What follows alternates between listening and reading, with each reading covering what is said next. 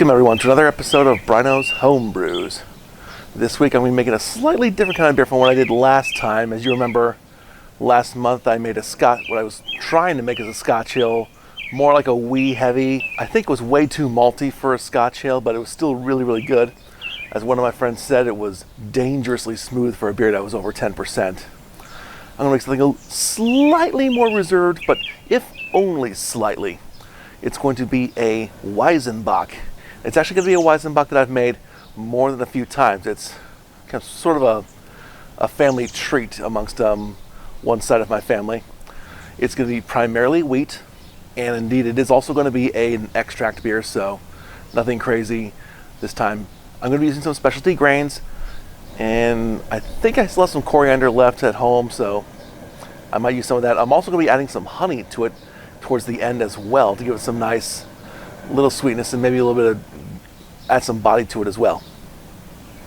But right now I'm heating the water up right now to try to get to 155, 160 degrees, after which I'm going to be putting this bag of grains. It's 2 pounds of caramel 60 malt, 60 Levabond, and that's going to give it some color and maybe a little bit of malty flavor to it as well.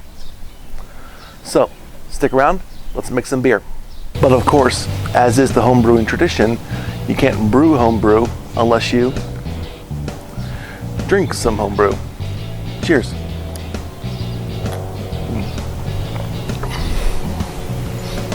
That is dangerously smooth, especially after it's aged for a few weeks. Anyway, I think the beer has, or the water has gotten up to 165. I think it went over a little bit.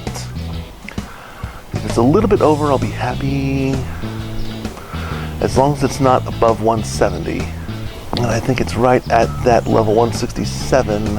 Well, I've turned the heat off and the water temperature is going to drop as soon as I put this in, so I think this is a good time. So here we go. Ooh! So now we're going to let that steep for about half an hour.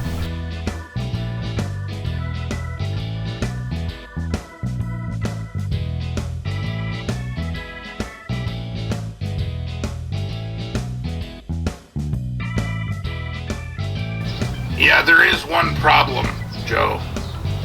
What's that, Bob? Lake Erie is in the way. Like, it is not a 100-mile drive. You know, we would need, like, a boat to get across Lake Erie, and then we would need to drive to the TRU. Oh. Well, seemed like a good idea.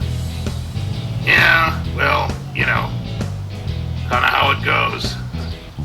Okay, the grains have steeped for about half an hour, so now I'm going to crank the heat up on this and get the first bits of hops in plus the malt. All right, then get this to boiling. Next, like I said, is get the malt in there. Now, actually, I'm using 2 different types of extract. I'm using 6 pounds of wheat malt extract, Bavarian wheat. Some of this goes in here. And finally, 3 pounds of regular Pilsen light malt. Let's stir it up a little bit. Get some of the malt in there. Make sure it's all dissolved in this water. It's not fully stirred up yet, but I wanted to get it just enough so I could get my first batch of hops in. I'm going to use the same types of hops for the entire batch, which is German Hallertau hops. This one's going to be in for 60 minutes when the boil starts. And again, I am doing some first wort hopping, so I'm going to put this in right now before the boil gets started.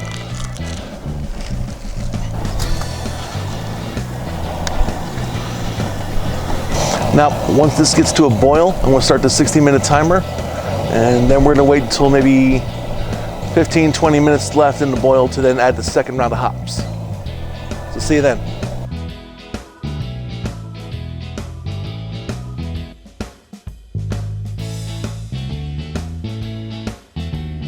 Okay, I've got about 7 more minutes left in the boil. I've already gone ahead and put in half an ounce of more Hallertau hops at the 15-minute mark with 15 minutes to go in the boil. Now I'm just waiting a few minutes to get the 5-minute bit of hops, and that's to add some aroma to it. The 15-minute bit was to add a little bit of flavor to it. Although this is not a very hoppy beer, it's not a very bitter beer, it still adds a little bit of flavor nonetheless. In addition to the hops at the 5-minute mark, I'm also going to add a 1/4 teaspoon of ground coriander. That's something that you typically add to wheat beers to give it a little extra interesting flavor. So as soon as I hit that mark, I'm going to put that both in. Now at the end of the brew, as soon as I hit 0 on the clock, I want to add half of this. This is raw honey, to add a little bit of honey flavor to it and also to add a little bit more dry body to the beer as well. All right, 3, 2, 1, okay. Rest of this pouch of hops. And now, ground coriander. Okay, I don't know, that might be too much, but yeah, this will be good. All right, 5 more minutes and then we're done with the boil. All right, time's up. Let's turn off the heat. Now, my recipe calls for 1 pound of raw honey, but the wonderful folks at whatever shopping store I got this only had 2-pound bottles available, so I'm going to have to do a little math and figure that out. So about half this bottle, the little scale that's right by my feet that you might not be able to see says this is 2 pounds, 2 ounces, about 2 ounces for the bottle, so here we go.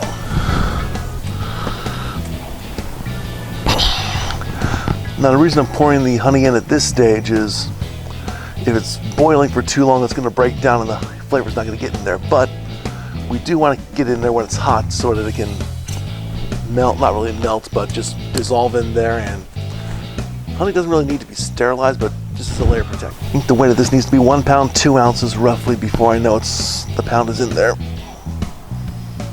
That should be enough.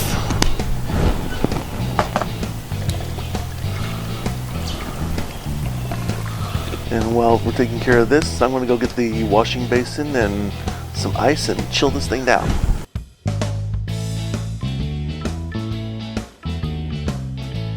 Okay, the beer is down to the right temperature, ran it through the strainer, and now I got to top it off with about maybe a gallon or so of water. That looks like about 5 gallons to me. So now let's get some readings on this. And of course, before I get any readings or do anything of any kind, I got to give it a nice stir to oxygenate it and even things out a bit.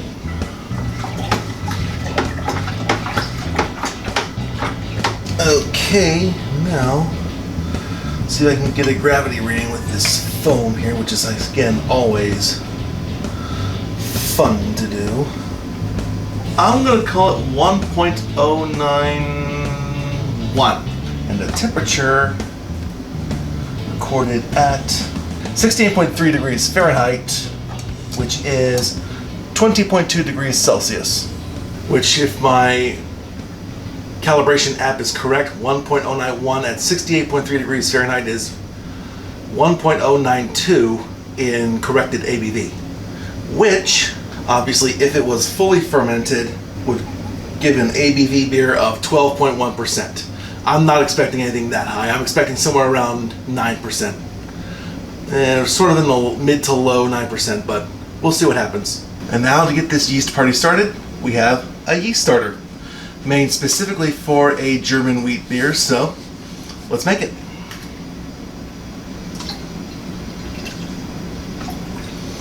Make sure you got every single bit of yeast in there. I don't think there's anything stuck to the bottom of a good swish anyway.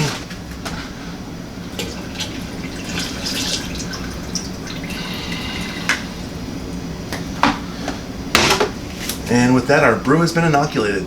Finish it off with the airlock lid.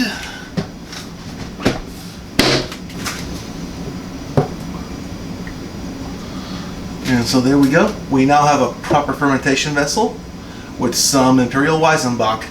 And I'll probably check it on this back in about 2 weeks to see how it's progressed. I might also do a gravity check in a week from now just to get some more progress, just for you guys. Well, that'll do it for another episode of Bryno's Homebrews here on Bryno's World. Thank you all very much for watching. If you like this video, please leave a comment, like this video, subscribe, click the bell icon. You know the drill, all those wonderful things. Once again, thanks for watching, and have a good one.